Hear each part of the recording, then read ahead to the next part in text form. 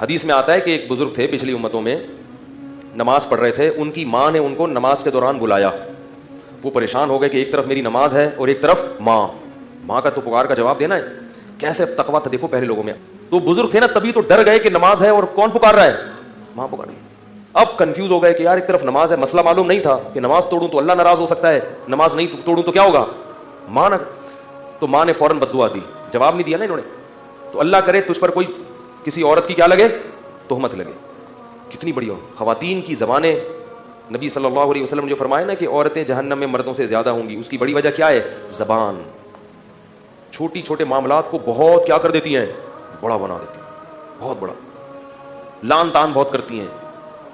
بار بار کہتا ہوں جو بیان سن رہی ہیں وہ نہیں, ان کے علاوہ بھاگ جائیں گی بھائی, بولیں گے کیا بول رہے ہیں.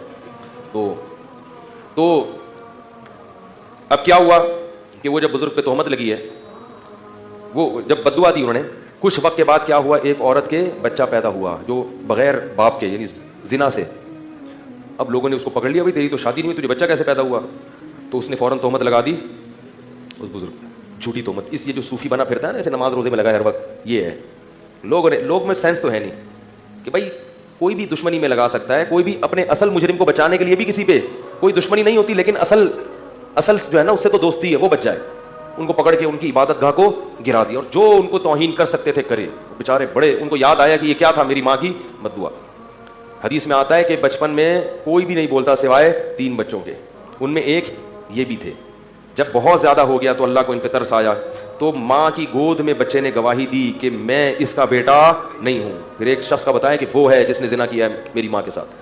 پھر لوگوں نے اور زیادہ عقیدت میں ہاتھ پاؤں چونا اور کہا کہ ہم سونے کا بنا دیں گے آپ کا محل. انہوں نے کہا نہیں, سونے کا نہیں, مجھے مٹی کا ہی بنا دو. تو اس سے پتہ چلتا ہے کہ ماں کی بد دعا کا اثر, بولو بھائی, بہت جلدی ماں کی بد دعا کا اثر ہوتا ہے. تو اس طرح پتہ چلتا ہے کہ ماں کی دعا کا اثر بھی جلدی ہوتا ہوگا یقیناً.